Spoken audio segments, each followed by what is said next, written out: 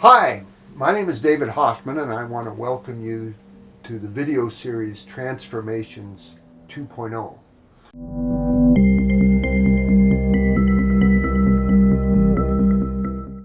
My grandson Patrick Hoffman and I have created this series for the purpose of exploring radical human transformation across the full realm of human experience. So, what we want to do in this series is we want to talk to different people about how their butterfly experience occurred and the impact that it had on their lives.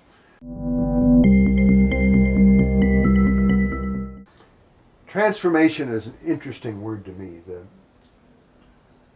dictionary definition of transformation is a thorough or dramatic change in form or appearance. A word that's similar to transformation is metamorphosis, which is another great word. The image that I get when I think of metamorphosis or transformation is the change of a caterpillar into a butterfly.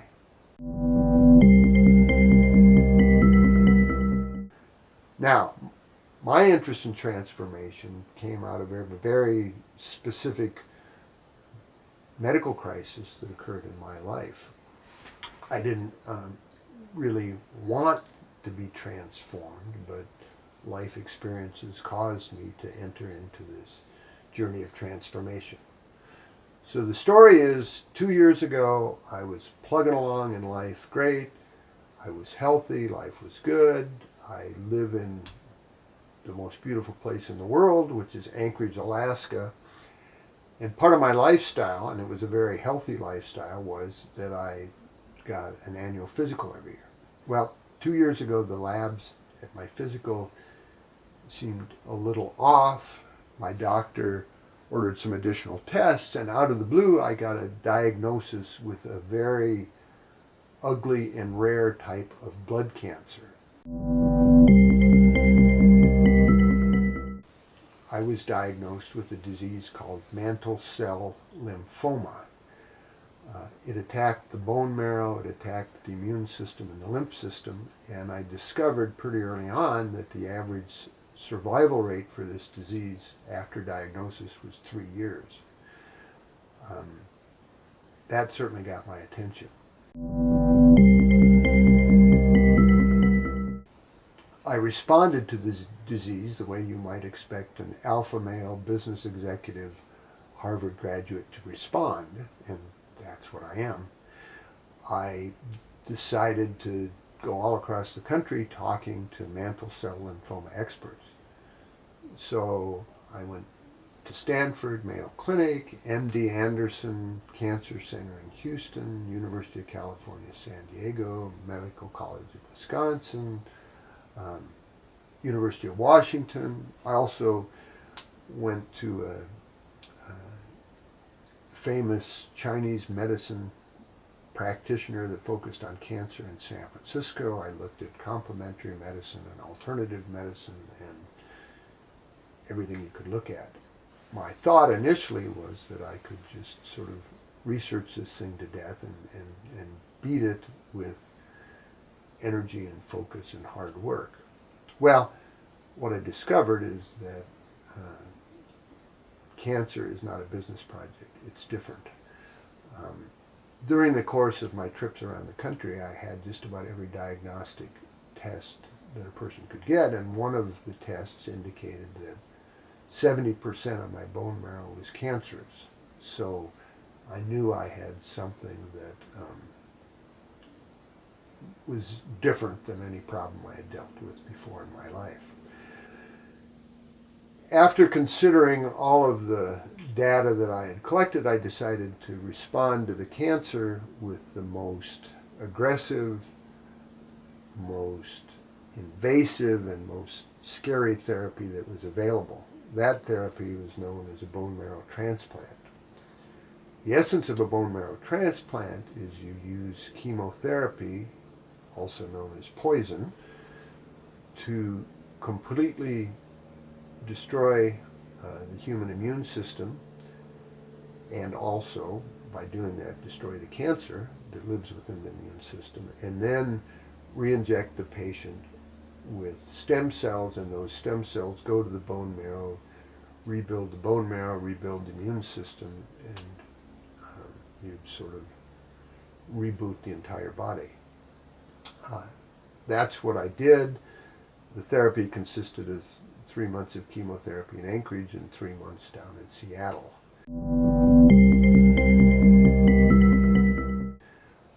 The day that I got my bone marrow transplant was August 23rd, 2018, and the staff in the hospital made a big deal of my transplant day, and in fact, they referred to it as my second birthday.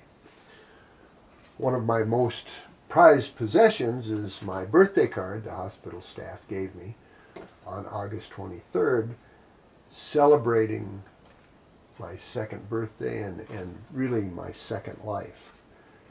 That experience of going through that therapy focused my attention on the notion of resurrection. It focused my attention on rebirth and started a mental dialogue about what does one do when you get a second shot at life.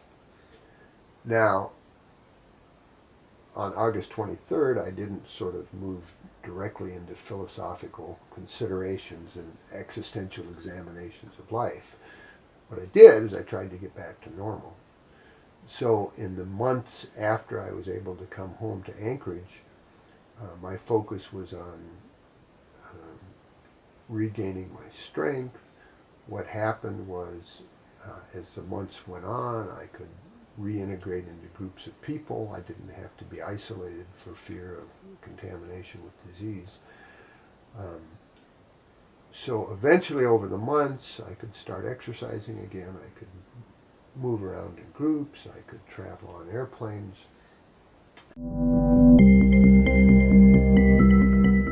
And 6 months after the transplant, I was able to accept a senior executive job of a fairly complex company that had business operations ranging from Puerto Rico to Guam, and my job was to oversee all of the business operations. Taking that job marked for me the return to normal. I did that job for several months and then was offered the job permanently and took a pass on that.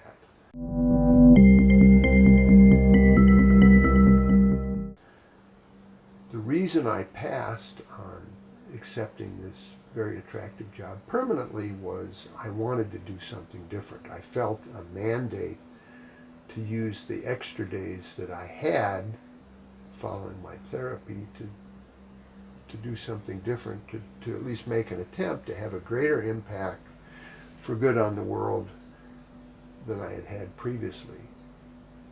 Now, my return to normal sort of was officially marked a couple weeks ago when I went back to Seattle 1 month after my transplant and had a battery of tests that lasted for a week.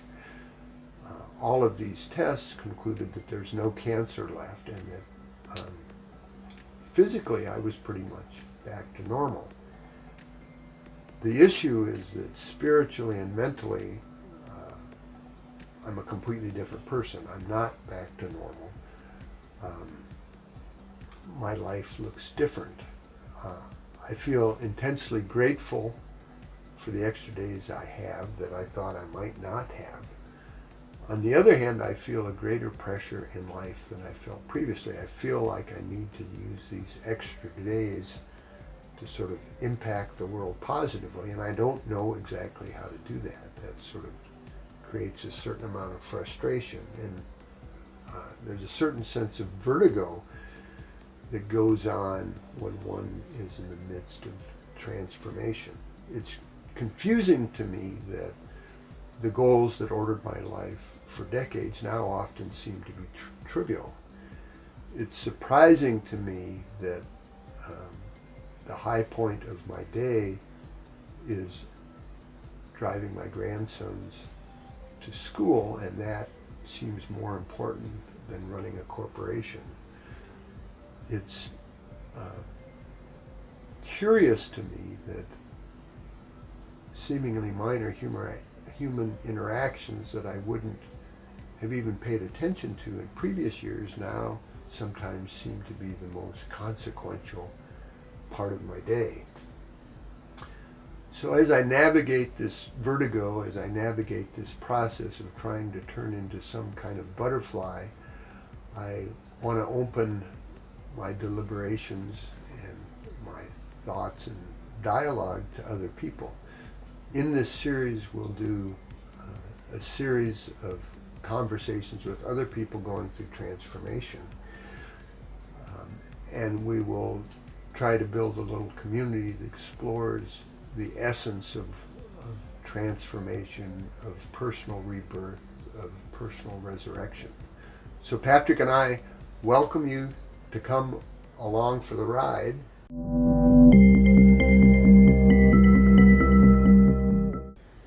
And we ask you to click like and subscribe.